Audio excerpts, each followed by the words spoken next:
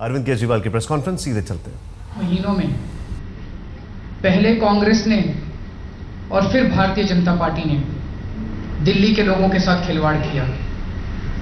पिछले 4 महीनों के अंदर भारतीय जनता पार्टी ने दिल्ली के लोगों को खरीदने की कोशिश की अपने काले पैसे से।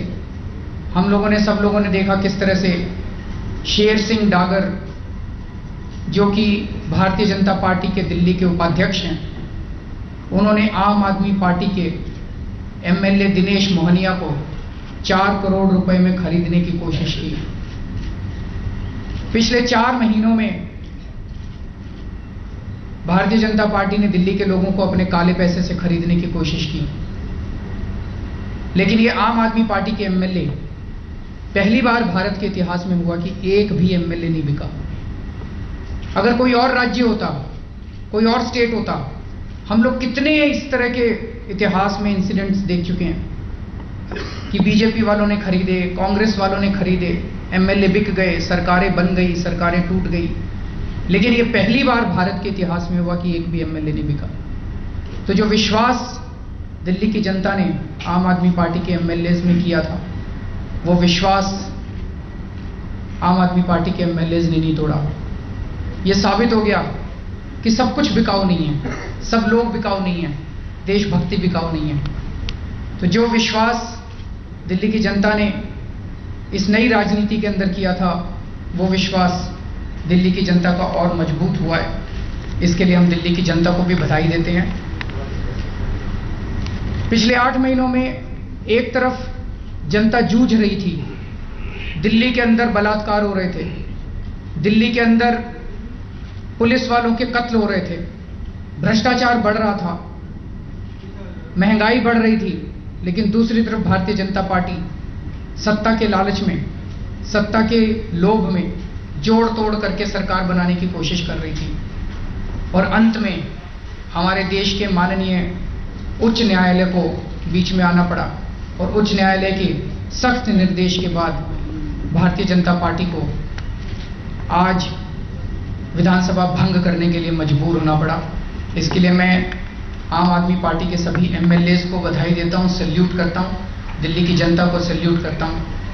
और मुझे पूरा यकीन है कि दिल्ली की जनता इस बार बढ़ चढ़कर इस ईमानदार राजनीति को पूर्ण बहुमत देगी। दूसरी चीज, दिल्ली के अंदर भारतीय जनता पार्टी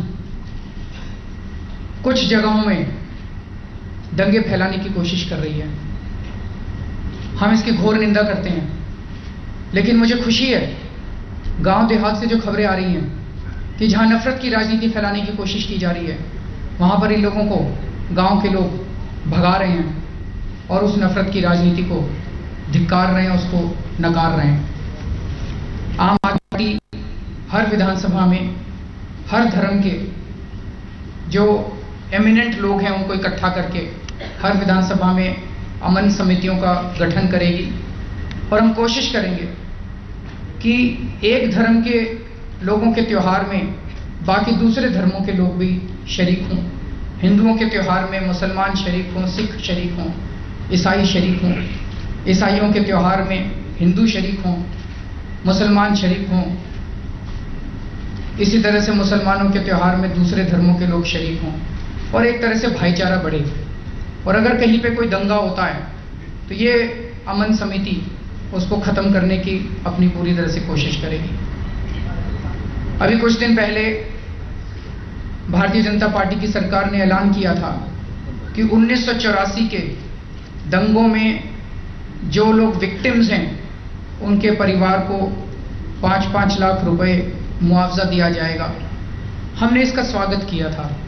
हमने कहा था कि 5-5 लाख रुपए तो जरूरी हैं, लेकिन न्याय भी जरूरी है। जिन लोगों के घर में 2 लोग 3 लोग जल गए, जला दिए गए, उनका 5 लाख रुपए से उनको सेटिस्फाई नहीं किया जा सकता। उनको न्याय चाहिए, दोषियों को सजा मिलनी चाहिए, एसआईटी का गठन किया जाए।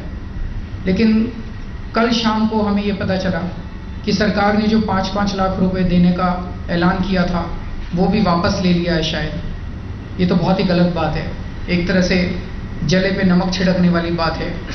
हम इस निर्णय की घोर निंदा करते हैं और मांग करते हैं कि कि जो पहले सरकार ने 5-5 लाख रुपए देने का ऐलान किया था उसको दोबारा किया जाए और केवल 5-5 लाख रुपए नहीं, जिस SIT के गठन का आम आदमी पार्टी की 49 दिन की सरकार ने ऐलान किया था उसका तुरंत नोटिफिकेशन किया जाए। मैं आशुतोष से कहूँगी।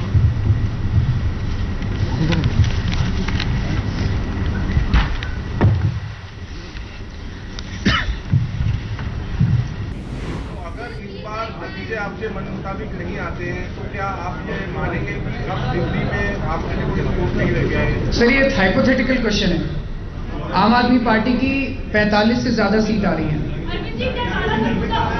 हैं जी? बिल्कुल कालाधन बिल्कुल मुद्दा होगा सर। सारा देश कह रहा है, चुनाव के पहले बड़ी बड़ी बातें की जा रही थी, इतने लाख करोड़ रुपए का काला धन है। पहले कहा जा रहा था हर आदमी के हर परिवार 45 से ज्यादा सीटें आ रही हैं। सुबह सतीश उपाध्याय कह रहे थे, वो तो ये भी कह सकते हैं कि उनकी 70 सीटें आ रही हैं। खैर देखिए, तो उन्होंने देखा इसमें तो हमारे वालों के नाम भी हैं, तो ना बीजेपी बताना चाह रही ना कांग्रेस। अगर काला धन की लिस्ट पता करनी है और काला धन देश में वापस आना है, इस देश की जनता, इस देश का मीडिया और आम आदमी पार्टी, ये तीनों मिलकर ही काला धन वापस ला सकते हैं।